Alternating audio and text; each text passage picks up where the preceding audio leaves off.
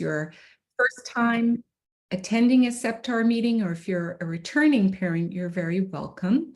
SEPTAR has, a meeting once a month, and the time is very precious. And we really appreciate that they set aside time during the first meeting of the year for us in the special education department to meet you and share a little bit about ourselves and our department. If we move on to the next slide, we can get started.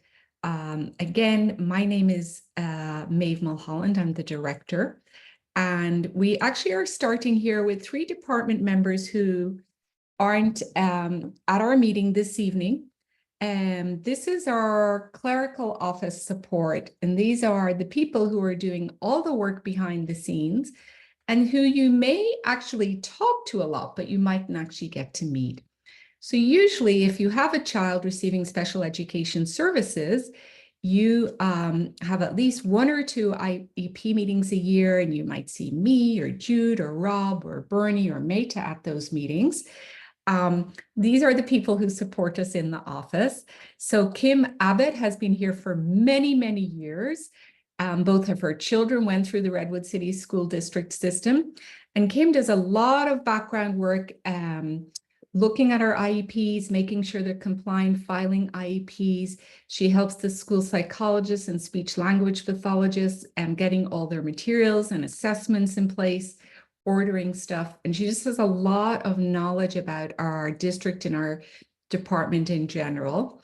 And you can see she's laughing there. She's actually the person who organizes if we ever do anything social, if we celebrate a birthday or anything. It's pretty much Kim who organizes it. Veronica Ramirez is a program coordinator. This is an administrative position or a managerial position in our department. Veronica is in charge of all of our contracts, and we do a lot of collaboration with human resources. And Veronica, with our associate director, Jude Noyce, who's here this evening, does all of that collaboration and work around hiring staff.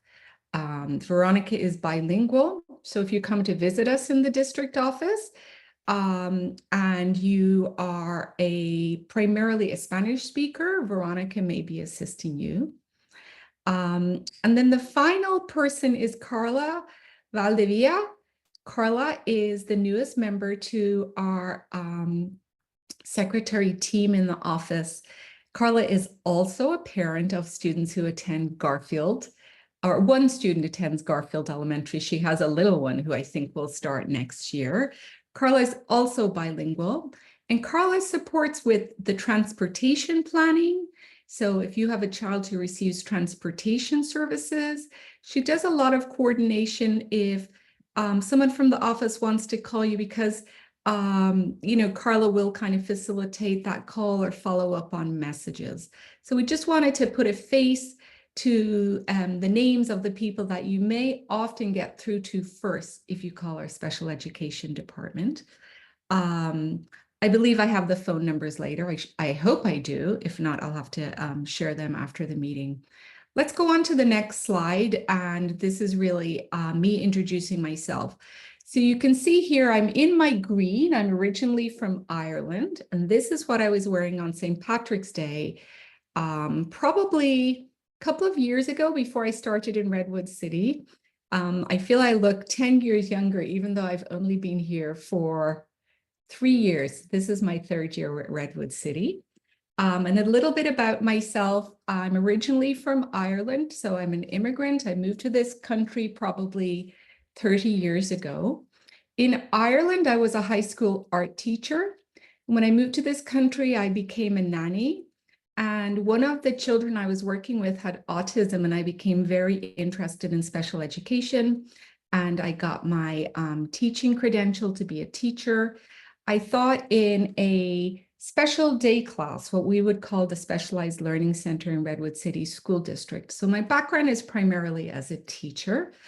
And I thought mainly elementary school children. Oh, I should say my first ever job in education was as a paraeducator.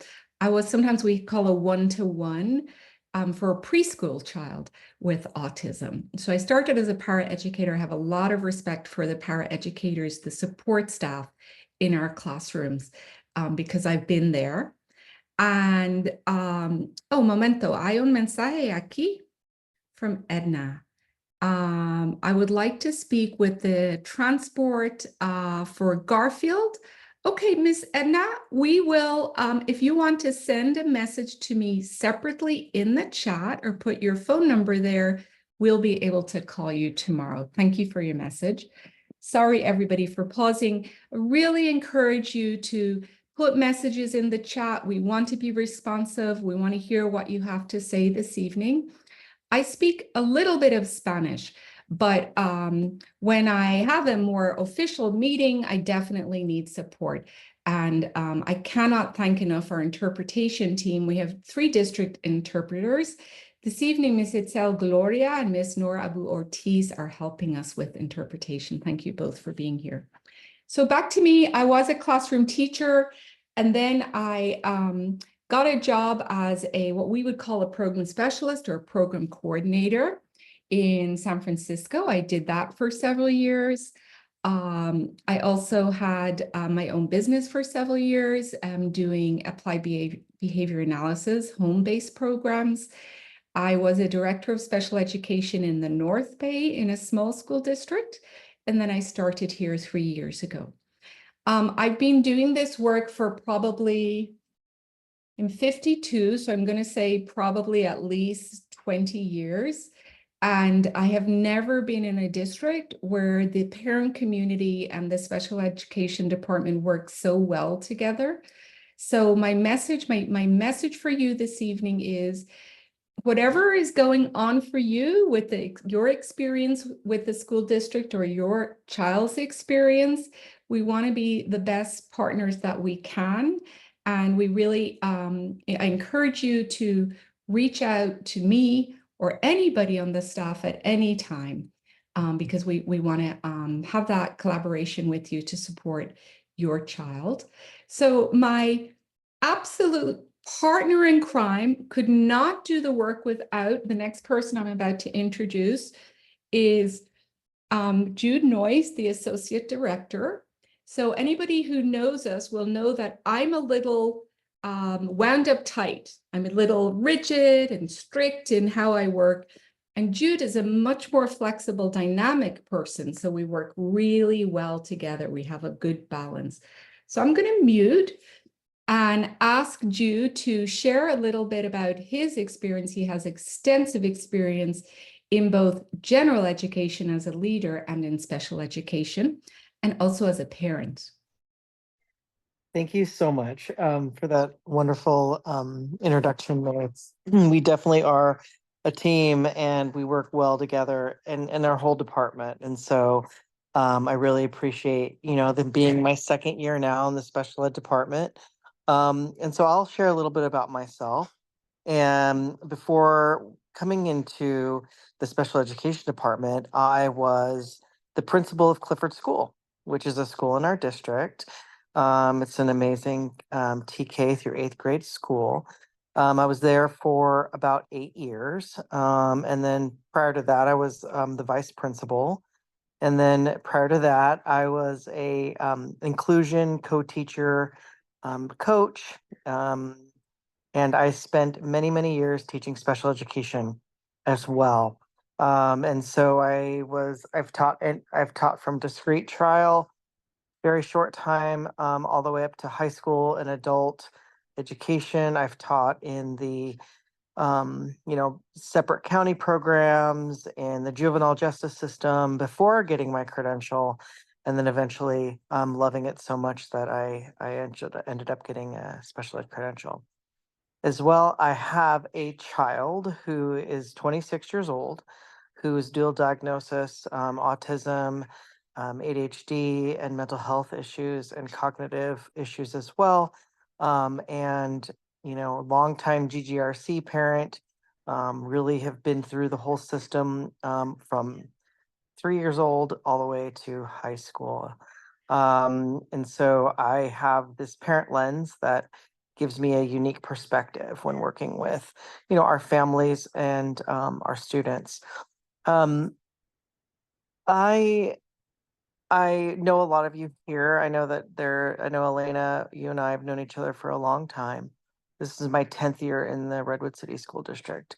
And I'm the one who I guess is the forever ESY principal. And it is my favorite job. So I love ESY and being a principal there. So I run that program as well. So I just happy to be here. Nice to see all of you. Our parent community is really dynamic, and it is led by wonderful parents who are so supportive of us and supportive of our school and programs. And it's nice to see teachers, general ed, and special ed and parents all together in one place. It really warms my heart. So thank you so much. I'm so excited to be a part of this team again this year. Thank you. Thank you, Jude. If we move on to our next slide, we are going to hear from our kind of core team. So if you think of Jude and I spend a lot of time in the office, and we're at a lot of meetings because we're online now ever since COVID. Bernie or Bernadette, Meta, and Rob, who will introduce themselves shortly, they're more strongly connected to the sites in many ways, in that they're always over and back between the district office and the sites. You will definitely meet them at some stage. If your child has an IEP, they'll probably turn up to one of the meetings. So let's begin with Bernadette Garcia. This is Bernadette's second year in the district office special education department, but Bernadette has been with Redwood City for several years. Bernadette, do you want to share a little bit about yourself? I'm also really happy to say Bernadette is a Redwood City parent, and her child goes to Taft Elementary School. Yes, thank you. Good evening, everyone. I'm Bernadette Garcia, Program Coordinator of Special Ed. I have over 20 years of experience in special education, 5 years in Redwood City School District. As Maeve said, I'm a parent of a 5th grader at Taft. I actually have 2 kids. One is already 21 years old, and another one is 10. So I'm also a grandma. Which, my grandson will soon be at Redwood City School District in the next few years. I used to be preschool teacher, a preschool special ed teacher. I have several years of experience, both here and in Maryland. And I was also a resource teacher for students from TK to 5. Came here as a H1B visa, like working visa, back in 2017, and I came here from the Philippines. So when I was here, like, I took several courses for with special ed, and I did professional development certification as well, and I was involved in like mentoring teachers, parent trainings. I led like curriculum development in special education. And so, yeah, that's my background. Thank you so much. Thanks, Bernie. I'm so happy that you're here. I'm also glad that Bernie mentioned that she's originally from the Philippines. I'm originally from Ireland, so we're both international. And the district, you may have heard, or maybe your personal experience in meeting your child's teacher, we do have a cohort of international teachers. So Redwood City School District has pretty strong history of having international teachers from Spain teaching in some of our dual immersion programs or bilingual programs. Some from Central South America, I believe, as well. But we've really been focusing, because there is a severe staff shortage in California, if you may or may not be aware of that, and teachers, on cultivating strong relationships with partners in the Philippines and getting really highly qualified people from the Philippines to come to our school district to teach our children. As you might imagine, there's a very big cultural change, right? It was for me when I moved here 30 years ago. So we provide a lot of support and training to that teaching staff, but definitely you are likely to see some of our international staff around as you visit the schools. So thanks for bringing that up, Bernie. Next, let's check in with Rob Kruger. Rob is a Redwood City School District native and is from a family of educators. Rob, would you like to tell us a little bit more about yourself? Of course. So I'm a program specialist in Redwood City School District. As Maeve said, I'm born and bred Redwood City, and my lame joke is we're like old money Redwood City without the money. I'm a third generation student. My grandma, my dad and my aunts and my sister and I all went through Redwood City schools, and then my grandma taught kindergarten at Roosevelt. My dad and my aunt taught at Kennedy, and then I had the opportunity to teach at Clifford. So I'm really glad to be back in the district in my 4th year as a program specialist. My background, I started off as an aide in the Menlo Atherton High School life skills program. Instantly fell in love with special education and realized this was my people. Got my credential immediately, then taught at the high school level, then middle school, and then K-5. I've been a designated core subject special ed teacher. I've done study skills, co-taught, and K-5 I did the standard like push in and pull out model. If you've been in the district for a while, you might have remembered me a couple years ago, 3 years ago. I was ESY principal. And in my parent letter, I said the same classroom rules that I operate by as a philosophy in working with my teams. Just the 5 rules I live by in the work we do is be respectful, be responsible, push yourself to grow, have the courage to ask for help, and support each other. And so that's what I'm here for with our students and our teams support. Thanks so much, Rob. I appreciate you also joining this evening. And Rob also brings a very rich perspective to our department as being a Redwood City native. So many of us are visitors or newcomers to the area. Our most recent newcomer to our team of people supporting sites and supporting IEP teams is Meta Newhouse. I like to say Meta Neuhaus, but it's actually Meta Newhouse. And Meta, thank you so much for joining us this evening as well. Would you like to unmute and tell us a little bit about yourself and your background? I know that you speak Spanish, which I really appreciate as well. Hi guys, I'm as Maeve said, the newest member of the team. I got to join last school year. I come from a long line of educators, kind of like Rob does. They just weren't from Redwood City, but special education is near and dear to my heart. Pretty much my entire post-high school graduation career has been within the education system. I started out as a classroom para-educator. That's really where I fell in love with special education and these students that we all get to serve. I got my credentialing in mild, moderate disabilities, and then I went straight into the classroom. I've taught all grades, kindergarten through 12th grade. I was in the classroom as an SLC teacher, and I also co-taught inclusion classes for both high school English and then later on middle school math. And then I have worked with SLC students for kinder through 8th grade before I came into this role now. And I love it. And I really like the team. So thank you guys so much for having me.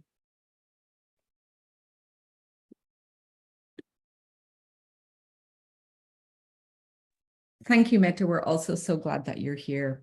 Okay, let's move on to our next slide. We kind of have given you an introduction and overview of our team. And here's a list of our schools. There are 12 schools in Redwood City School District. And I just want to pause. I'm sorry for Senora Cardenas. I will respond to your message. I see that you've sent a message and I will respond to you privately. So we have 12 schools, and 3 of those schools are TK through 8th grade. Several of those schools are TK through 5th, and then we have some standalone middle schools. What we've done is kind of divided out our schools in terms of the main contact support people. We work very closely together. So actually, even though my name maybe is beside 6 of these schools, I actually talk with our central office staff and the school site staff for all of the schools. But this is just the main contact people, so you would know it. You can see that Bernadette's name is not on any of those. Bernadette supports all of the schools, depending on what is happening. So I would say to you, you can reach out to any of us, but if you send, for example, Jude, Mr. Noyce, an email, if you're a Garfield parent and you send him an email, he'll probably respond to you and say, thank you for reaching out. I'm including Maeve and Meta on this message. They're the people who will be able to respond to you because they're the people who are working more directly with Garfield. So I just want to share that information. Again, you can reach out to any of us, but we are trying to focus our support so we can be more effective and more efficient. Let's go on to the next slide. So a little bit of information here for who you might contact depending on what's going on. And I actually realize here, I don't think I put the special ed department phone number in here, so I'll have to put that in the chat or add that in. I would say also our district website, if you're familiar with it, has a lot of contact information. So say you have just general concerns about your child. This could be a child with or without an identified disability. Just if you're a parent and you have something going on that you'd like to check in with somebody about, you can talk to your child's classroom teacher. That's nearly always the first person to go to, right? This is the person who's working with your child every day and who really wants to be your partner in the work. You could also go to the school principal. So sometimes, for whatever reason, you may feel like talking to the teacher is not the right choice. You want to talk to someone else on site. You have a concern. The school principal is going to be the best person if, for whatever reason, the classroom teacher isn't the right person for that conversation. So this guide applies whether you are the parent of a child with special education services or without special education services. Your child's classroom teacher generally knows your child best. Say you have a child or your neighbor has a child and they're concerned and they'd like the child to be assessed. A really common one for the younger children is maybe the child is not talking as much as I would, as much as I see other children talking, or maybe when the child talks, I can't understand them clearly. So I'm wondering if my child needs speech language therapy. So I would ask for my child to be assessed by the speech therapist to see if they're eligible for those services. Really, in many ways, the best person to check with is your school principal. The school principal is not going to be doing the assessment, but the school principal will be able to guide you in the next steps so we can get the assessment done. I would pause here and say really, really important for all parents and for all of us, when I'm requesting something, if it's always best if I put it in writing.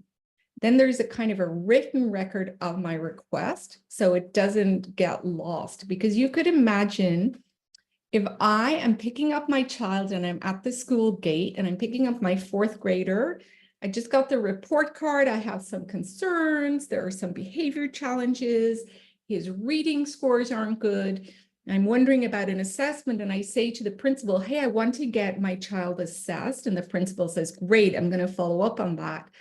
but then maybe the principal gets distracted or forgets because I don't have that written piece of paper. So I would always encourage you to put stuff in writing. You can put it in your home language, whatever your home language is. There's no need to write only in English. That's very important to know. It is great if you can put the date on there, your child's name and their date of birth, and then just sign it yourself. An email is another way if you're a person who uses email regularly, because then I have another record again of my request. And the reason we want the records is because everything in special education is governed by timelines. So it's great if I just know the exact date when the ball is rolling, so I can follow up on that. And then if your child already has special education services, your child will have an IEP. And an IEP is an individualized education plan. And that is the name of the paperwork, the agreement between you, the parent, and the school district. The IEP details how your child, what they can do now, what they need help in. There are goals to address what they need, and then there are services to provide the help so that they can meet the goals. That's the document that's developed. It's actually a legal contract. You sign it, the district signs it, whoever's at the IEP. So often, if I have a child with an IEP or receiving services and I have questions, I can just check with the teacher, or I could call the school and talk with the occupational therapist, or I could email the speech therapist. There's lots of ways for me to have conversations and see how my child is doing. But I also, as a parent, have a right to request an official IEP meeting. So the district will always contact you to meet once a year. Every year we review the plan and we develop a new plan. But you can also contact the district in between times if you have a question that you feel is important enough that you want the IEP team there so that we can brainstorm about it and collaborate to come up with good solutions. Just a little overview of who to contact. Again, you can always reach out to special education services, but usually the people at your child's site know your child best and can answer the questions or connect you with the person who can answer your questions. Let's go on to the next slide. So here's some of the services that the district provides. And I'm going to hand it over to Mr. Noyce, and he can talk about some of these services and are they available at every site? How do I get these services? Hi, thank you. So specialized academic instruction is a service where your child receives specialized support in the areas of academics. That's done during the school day, in the classroom, with either one-on-one or with a specialized teacher, like a special education teacher pushing into the classroom, or in an SLC classroom where it's a self-contained classroom, where it is a teacher and some paraprofessionals and a small group of students. That's where you receive some SAI. And that is at, we have SLCs at several of our schools. Some sites And have. I have, go ahead. sorry, Jude, we have that on the next slide as well. Where Oh, sorry. Do you want me just to explain the services? Okay. Speech therapy, that is a service where a child receives therapy from a speech pathologist, and that's usually done in either a one-to-one or a group setting. It also can be either in a push-in model or a pull-out model where it is in a separate setting. And occupational therapy, that's a service that we have that across the different sites. It's a small group of people, but it is a service provided by an occupational therapist, and they work on things like self-regulation, sensory, holding pencils and all those kinds of things. to help students access their academics, you know, the various strategies and tools that they have available for students. Then we also have physical therapy services, and that's even a smaller group, otherwise known as PT. And that service is provided at different sites for students by a physical therapist. And not quite sure the depth of their work as far as what they do specifically, though I do know some students need physical therapy, their motor skills and whatnot to give them access to academics. Then we also have adaptive physical education.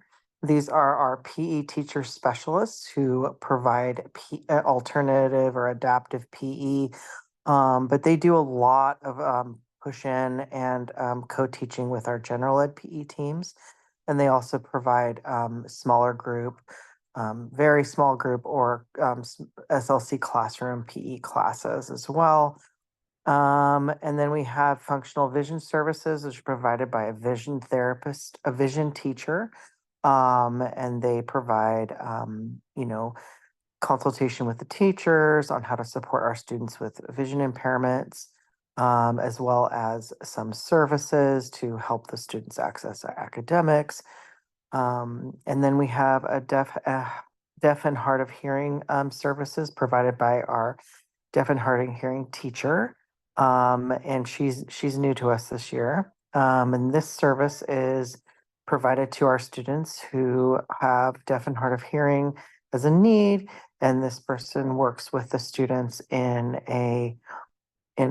to help them gain academic access with strategies similar to the vision teacher. And then we also have nursing services, and nursing services are provided either by an LVN, which is a licensed vocational nurse, or you know, our nurses that are with our district will work with our LVNs to provide support for some of our students who may need medical devices and assistance, you know, monitoring medical conditions that need a high level of care. And then we have transportation services, and this is a department that I work closely with, and they provide transportation for students who are eligible for transportation, and they are all around our district and going to all the different schools. And so that's a very short synopsis of our different services.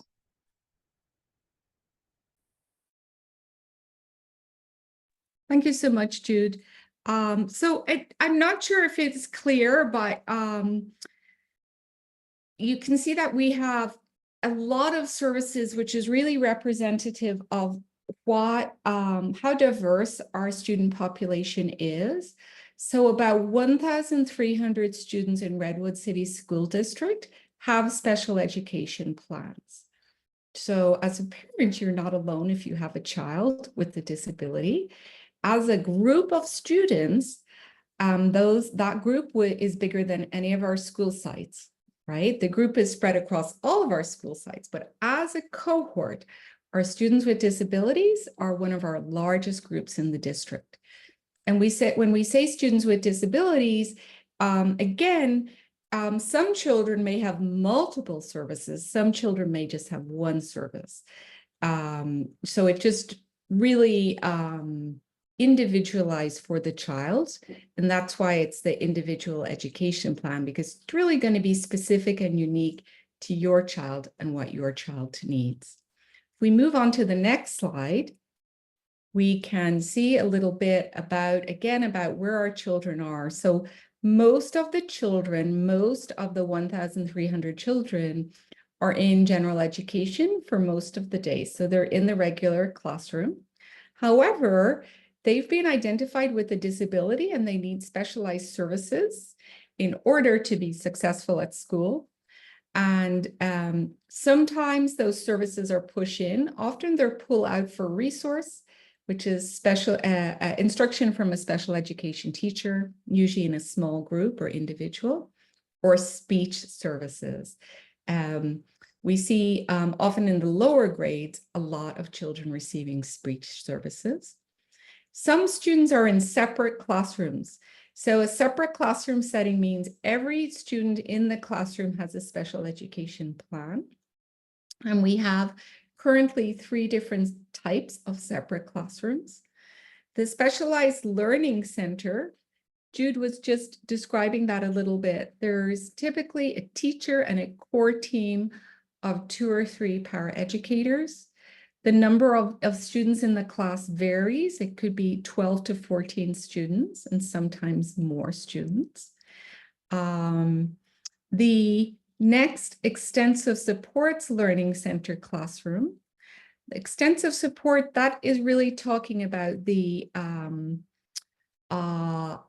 credential area for a teacher who is credentialed to support students with identified as needing a higher level of support to be successful at school.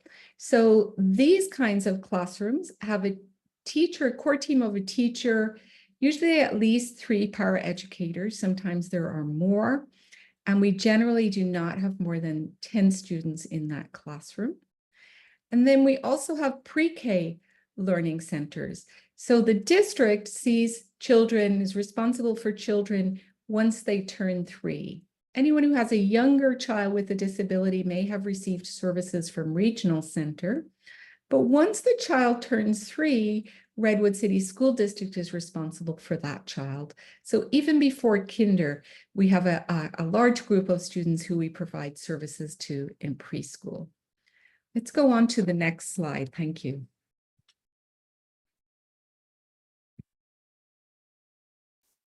So I think this is our last slide today, this evening, and this is where we want to share with you where our programs currently are.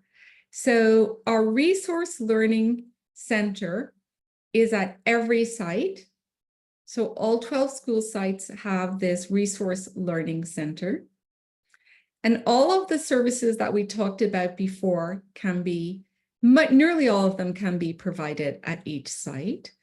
But just for your knowledge, the location of some of the other classrooms. So the Specialized Learning Center, again, this is a separate classroom where every child has an IEP, is available at 8 of our sites. And let me see, am I right? 8, 1, 2, 3, 4, 5, 6, 7, 8. Yes, and then we have Extensive Supports Learning Centers available at 4 of our sites.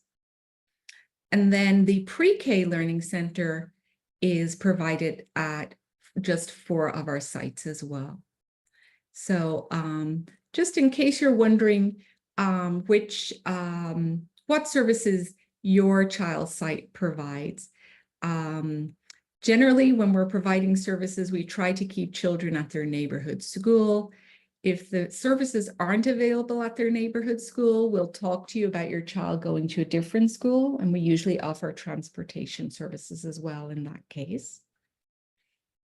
And then I think we are at our last slide, which I think is just, thank you, gracias.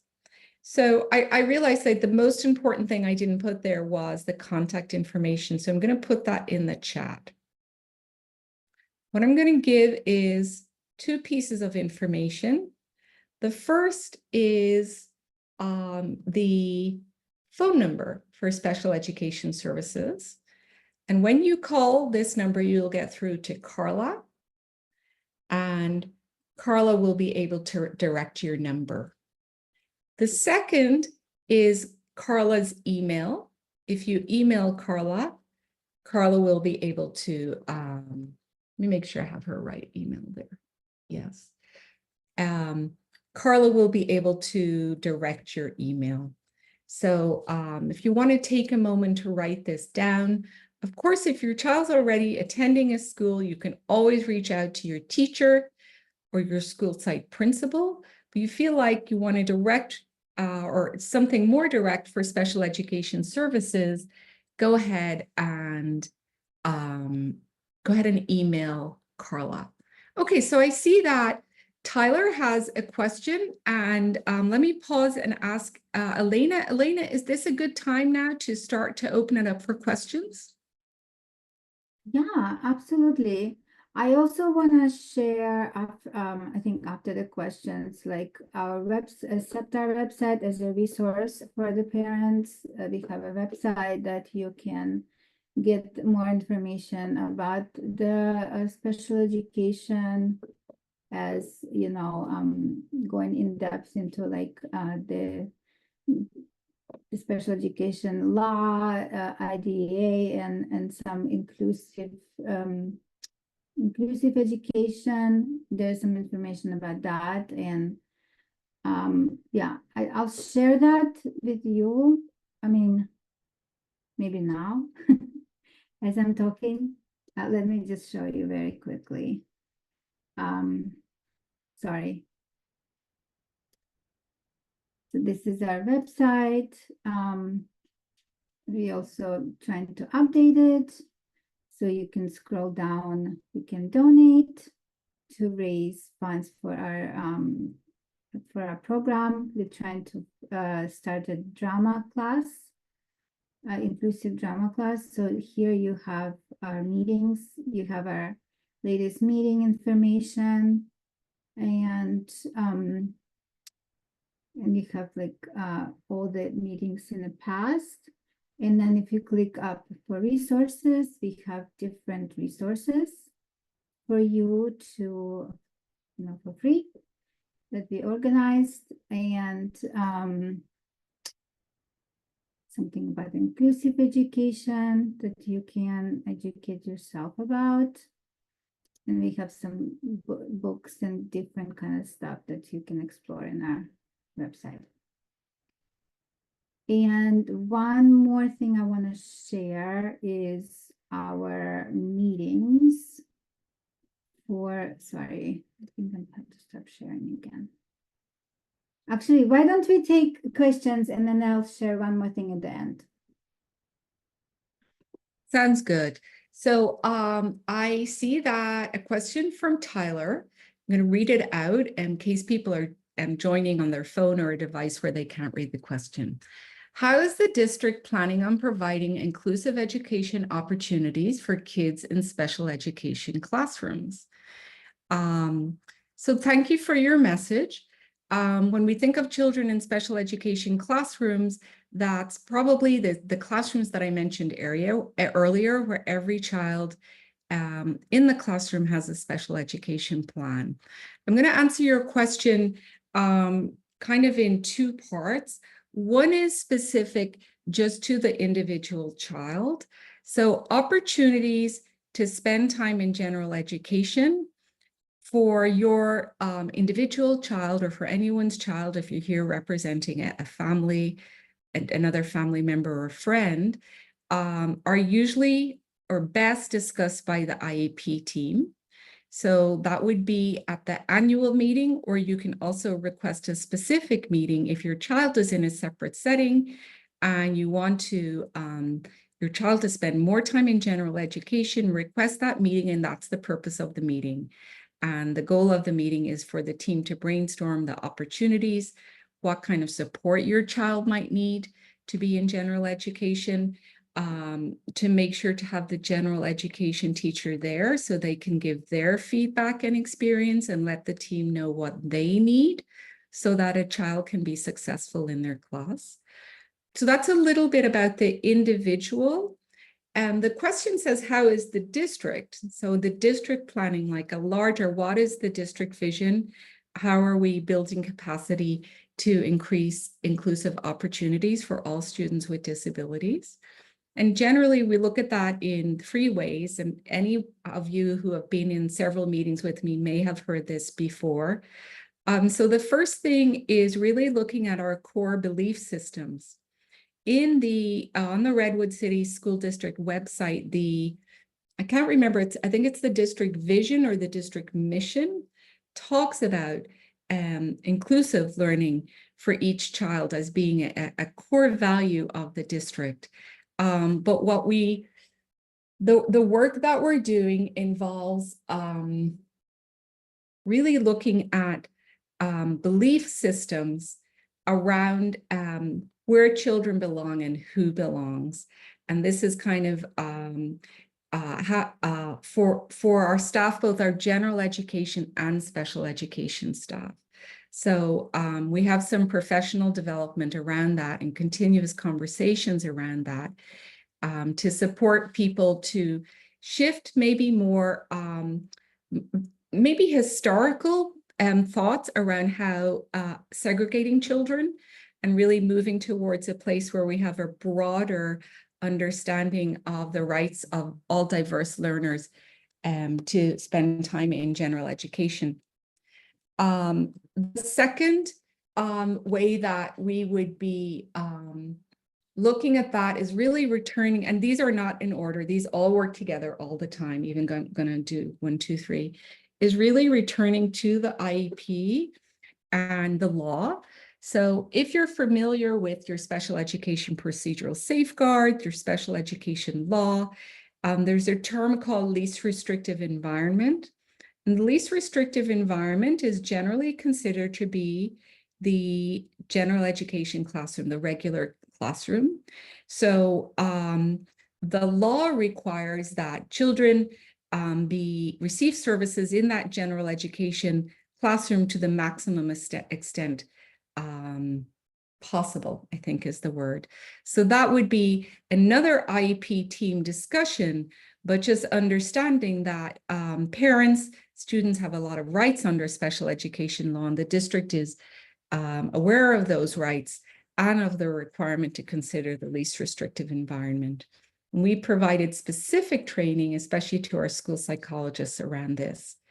The third piece of inclusive education, and this is the piece I think that maybe I have talked, or Elena and Michelle and other SEPTAR board members we've discussed before, are the technical skills. So what skills do our educators need to be able to include all students? Most people that I work with want to be engaging and want to be inclusive, but may not have the skills for children who present with different learning needs. So that's ongoing professional development and collaboration, especially between general education service providers and special education service providers. I would definitely say that inclusive education is a journey, an ongoing journey. An ongoing journey and a continuous conversation. Thank you for your question. I think it's one that is very, very close to the hearts of most parents that we work with. Jude, would you like to say anything? You worked at a site that had a very strong commitment to inclusive education. Sorry, I was trying to find the mute button. Yes, at Clifford School, coming in as a parent with a child with special needs, and also really believing in my heart that inclusive education is the right education for all students. Our school really worked very hard on shifting mindset and building our capacity around universal design for learning. So being able to meet all of our students' needs in the general education classroom setting. We had a lot of, we still, I don't know where they are now, but, there were growing pains, there were, struggles on all sides, but, we always put the students at the center of every decision we made, and whatever's best for them, and whatever we could give them, we would do our best to do.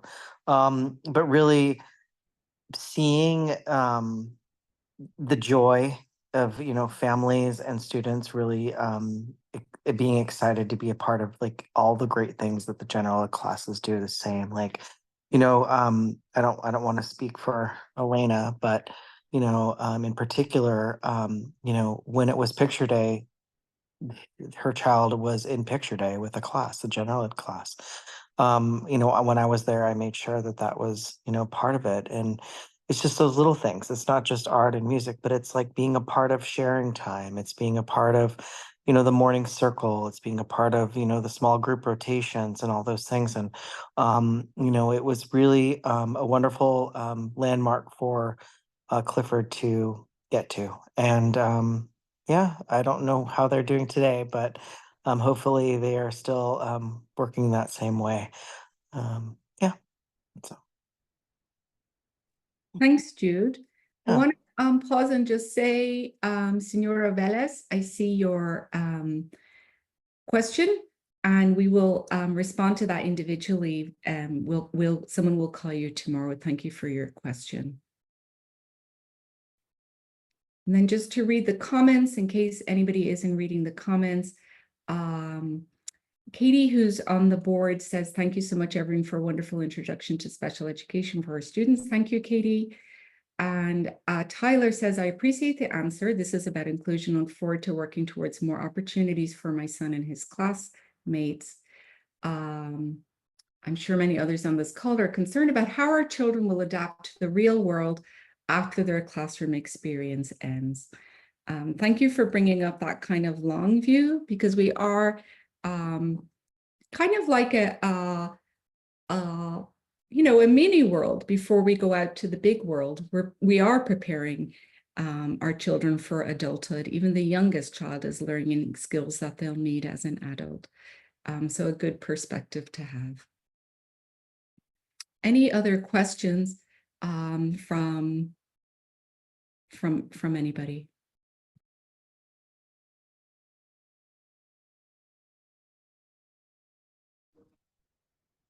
I have a question. Well, yeah, kind of a question. My son currently goes to Adelante Selby. He was diagnosed when he was in preschool at the age of 4 with ADHD. I have been the advocate for him throughout the years that he's been in school. We had 2 wonderful teachers that he had in TK and kindergarten who dedicated their time to helping him throughout the school year and academically and emotionally. He currently is in 1st grade, and I've been advocating since he was in TK to have him get evaluated for an IEP. His pediatric doctor has wrote letters saying that we wanted to get him evaluated for an IEP, and every time I try to do it, they have told me that he doesn't need one because he is grade level.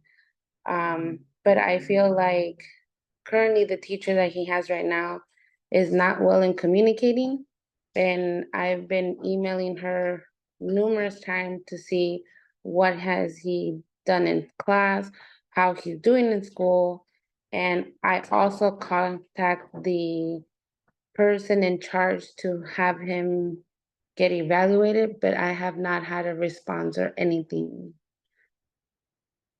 So I don't know how to go upon it to have him get evaluated. Thank you for your message. So usually when we're in the group call, let me answer generally some of the questions that you ask, or speak to your experience generally. And then I will ask Rob Kruger or Jude Noyce, who both support Adelante Selby, to reach out to you tomorrow to talk specifically about your child, Ms. Nolasco. So first of all, I want say this question, I want my child evaluated. I have a note from the doctor. These are very common. If I bring that request, say, to the principal, very often the school will convene a meeting that's called a student study team meeting. And at that meeting, the school psychologist is usually there, and the team will discuss the child and how the child is doing, how they've done historically. Maybe we'll look at attendance. Maybe we'll look at the child's grades, all of the history of the child, no matter how old the child is. And based on that information, the school psychologist will determine if there's a suspected disability. So if there is a suspected disability that's impacting the child's ability to access their instruction and to make progress, the psychologist will offer an assessment plan. If there is not the psychologist will generally write a prior written notice, and this is a official letter giving the reasons why a disability is not suspected and an assessment isn't being offered. I am not in no way saying that this is specific to your child or about your child, Ms. Nalesko. I don't know your child, but someone will follow up with you tomorrow. And then the second thing you bring up is something I talked about earlier for all parents. If I am not feeling that the teacher who is my child's primary instructor is not being a good collaborator, or not communicating enough or in the way I would want them to communicate, usually I would go to the principal to check in and say, I need help with this. So for the most part, teachers do want to collaborate with parents, and they usually love their work, they love their children. So it can be great to just check in with the principal and see if there can be some brainstorming there to hit reset and build the collaboration, especially because it's so early in the year. So I know I didn't answer about your specific child, but would it be okay then if we have someone just reach out to you tomorrow to talk about your specific circumstance?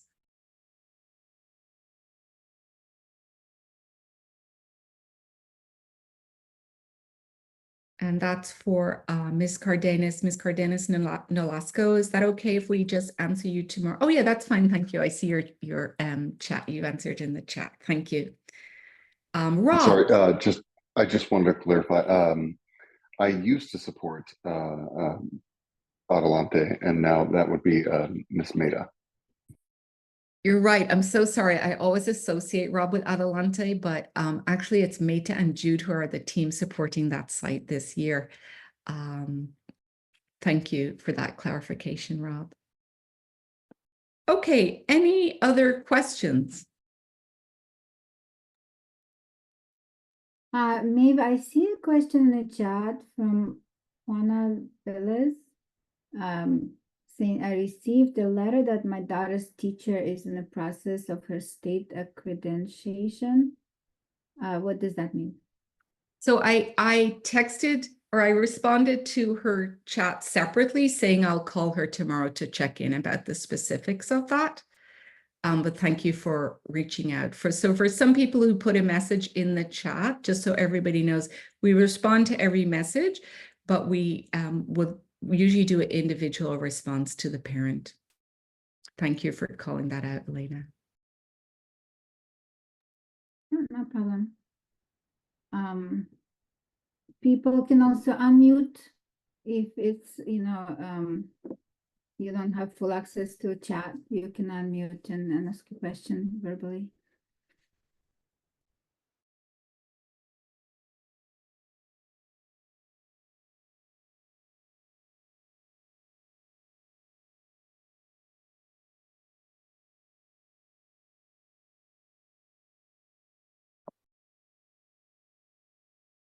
Elena, would you like to share, and maybe you already, or Michelle actually, or anyone on the SEPTAR board, a little bit about Inclusive Schools Week, or maybe there's already, is there a slide about that at all? Just because it feels like a really positive thing that we're looking forward to. Yes. So I think before we share that, I need to pull, I think there is a slide. Michelle, did we start creating slides for Inclusive Schools Week? Or did we update it? We did not start making slides yet, no. I can share last year's slides, because we're gonna use a lot from what we've built last year, kind of slightly changed to this year's theme. But before I share, I want to share with you this flyer for our SEPTAR meeting flyer. I'm just going to share what is coming this year for SEPTAR's presentations. So this is what we plan to do. Inclusive Schools Week being one of the biggest events of the year in terms of collaboration with the district. We want to bring a mental health and social emotional presentation. And the dates are still not written in stone yet for all those presentations. We're gonna have a California Alternative Pathway to Diploma presentation. I think this one is in February. January. Sorry, January, thank you. I think February is going to be ADHD from Stanford. November, I believe, will be mental health. Those are the ones for sure. December, Inclusive Schools Week. And then we'll have a self-advocates panel, I think in May, that we also had last year, school transitions and self-determination program. I think it's happening this year, or that could be next year. And so we meet every month on the third Tuesday of every month at 7 o'clock until 8:30 p.m. And these are our dates of the meetings. So I think if you scan this, it will lead you to our website, correct?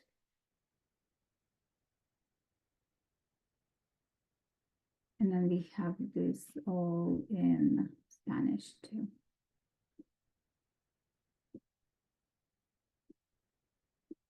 So again, I kind of want to push for membership one more time because this is very important to us. That you become a member of SEPTAR, and then you can receive our monthly updates and what's coming, reminders, and just be part of our community. Okay, gonna start sharing. Anybody have questions while I look for the Inclusive Schools Week presentation? Yeah, I can answer a question. So 2 questions have come up. The first, Miss Janet Gonzalez, we'll reach out to you tomorrow to hear more about your specific student, your child that you're talking about and moving to a different school. Thank you for your question this evening. For Miss, I don't want Masiulis, I'm not sure if I say it correctly, Miss Alicia. So I'll read this question out for everybody. Do any of the school psychologists use applied behavioral therapy for autistic kids? And if so, does the school district ever have ABA playground aids to help with social skills? So generally, when parents bring up applied behavior analysis, they may be familiar with that because they have a child with autism who is receiving services often through medical insurance called ABA services at home or in a center from an ABA agency. So in the school system, most teachers and certain special education teachers and school psychologists are familiar with the term ABA, and it's kind of an umbrella term, and it describes lots of different methodologies and interventions that are all based in research on applied behavior analysis. So just your question's a very good question. I think what I would like to share with you is a lot of the strategies, the majority of strategies that are used even in general education nowadays are grounded in ABA. So for example, let me think of a good example. So for example, just a very basic thing like rewarding students after they do work. So it's like first this, then this. So that's grounded in the principles of ABA, that a student will work towards a reward, and they're likely to increase their work if they get rewarded afterwards. So whatever happens after the behavior will cause the behavior to increase. In terms of playground aids and working with students with autism or other students using ABA strategies, all of our paraeducators get basic onboarding training that includes components of applied behavior analysis, although we don't typically use that term with the paraeducators. So for example, they get training on the strategy like first, then, like I said, or on using visual schedules. So for a lot of students, it's very helpful if they have a visual schedule and they follow along with the schedule, and that predictability really helps them. And so I would say that although we don't use the term ABA, those strategies that are used across the day with all children are from the field of ABA. I'm going to try and think of other examples. I'm not sure why I'm just blanking. If anybody else has examples, please just jump in, anybody else from the team. Let me do a quick. Did you say first then? I did say first, Okay. and then I guess another thing, ABA, it's very common in classrooms where we break a big task into smaller component parts, smaller little steps. So that would be a strategy that's used by all of the staff, the teachers and the paraeducators. I think your classroom about, or your question about what's happening in the playground with social skills could be a really, really good one for you to bring up at the IEP meeting. If you're a parent of a child with an IEP and you want to see what techniques from home are being used at school. Another very big strategy in ABA is just creating routines. So we typically have a very specific routine for a lot of our children in the general education and special education classrooms. We have token economies. So if we have a child who we want to increase or decrease a behavior, we'd usually be using token economies. So they earn, maybe 4 coins and then they get their reward. It might be a sticker. Does that feel like I'm answering your question a little bit? I would encourage you also to reach out to your school site.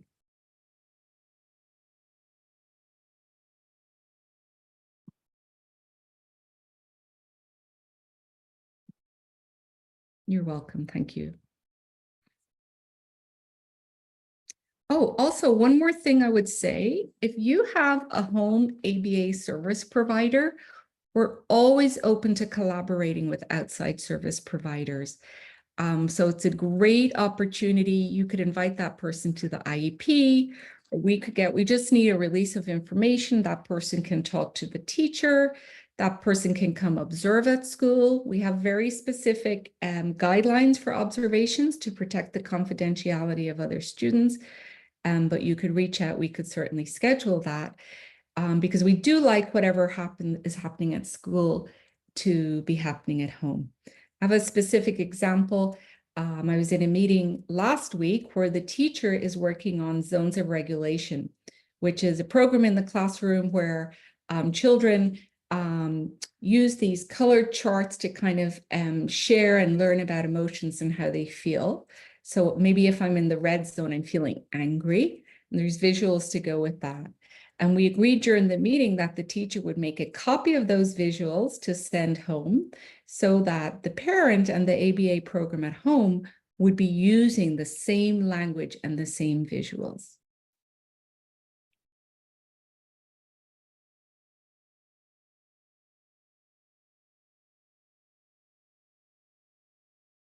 Any other questions this evening?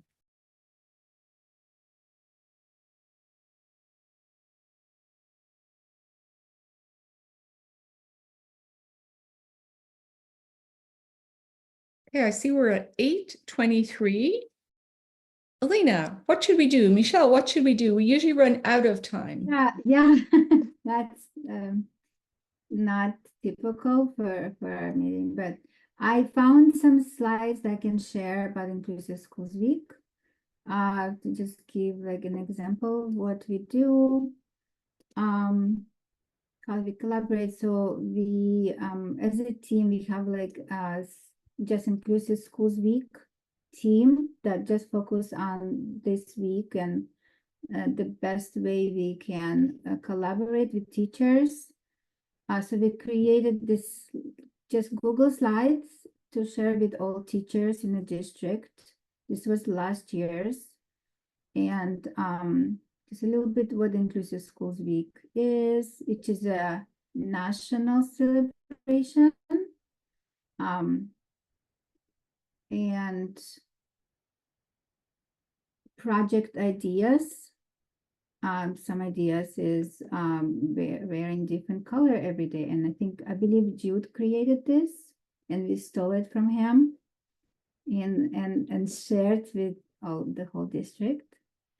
And then we can watch a movie about how a child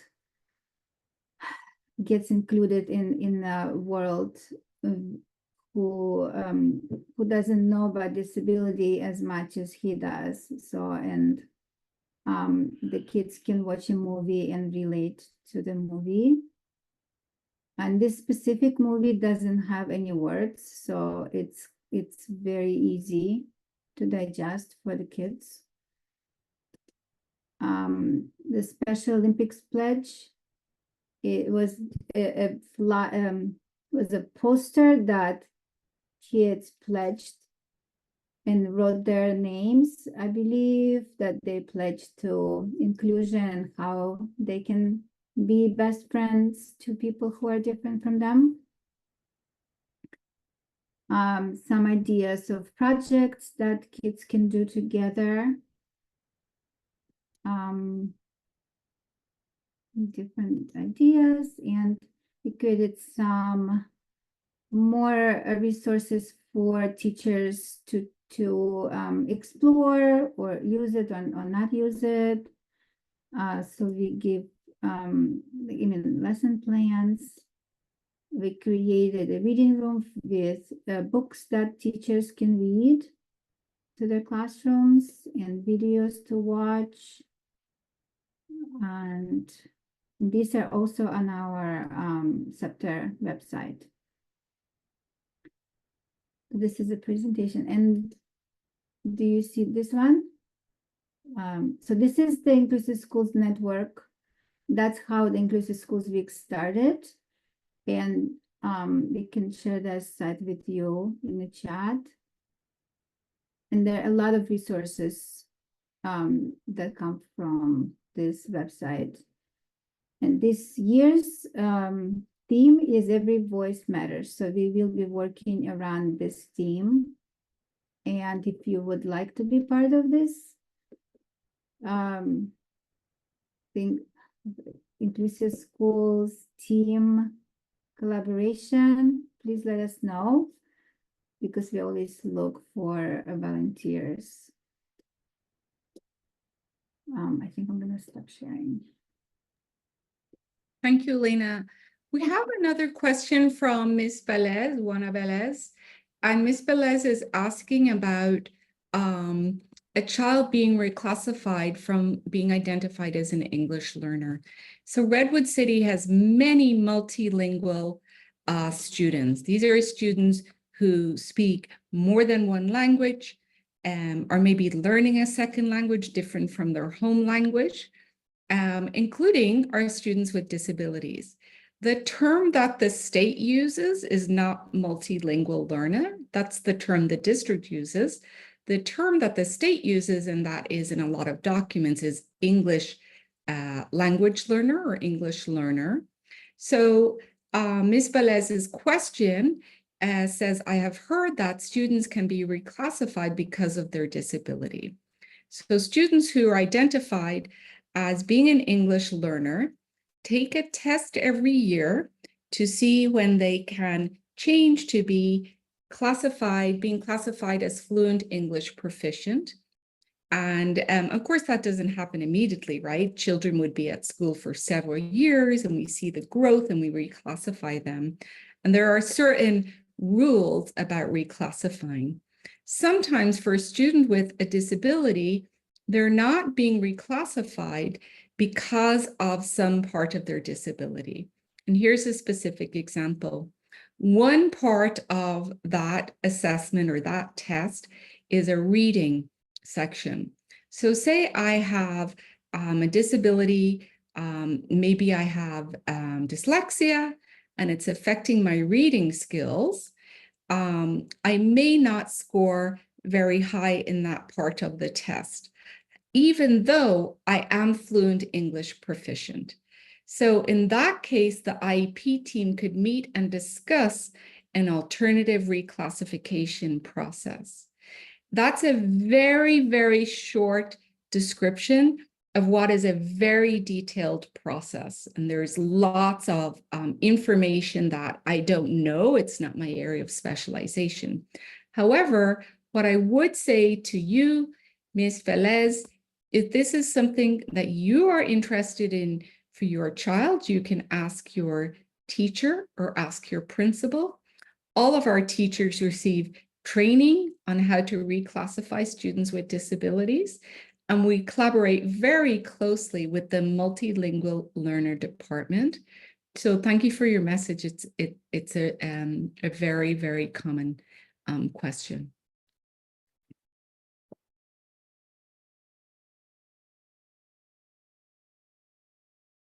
Okay, I think we're just about at our time. Again, I would say to all parents, please reach out to us. Let's keep communicating. I feel that the SEPTAR board have taught me and my colleagues so much about what it means to be a parent and how we in special education can improve our services to your children. And thank you again for joining this evening and giving us the opportunity to introduce ourselves. Thank you to our interpreters as well. We really appreciate you. Thank you so much, Maeve. Thank you to all of you at the Special Education Department and for your hard work for serving our children and for your dedication and love for our kids. And thank you for all of us who are here on this call tonight. Please join SEPTAR. And our next meeting is on October 15th. Reach out to us if you have any specific questions. We're happy to help you as parent group as well to navigate through the process, to navigate through any concerns you have and to direct you to the right support in the district level. And one other thing I would say is very important for SEPTAR, for this parent group. You do not need to speak English to participate in the parent group or to be on the board of the parent group. We always have interpreters at our meeting. So es muy importante que usted tiene una oportunidad para ser un parte del SEPTAR, si lo quiera. Okay, thank you everybody. Have a wonderful evening. Thank you. Gracias. Bye.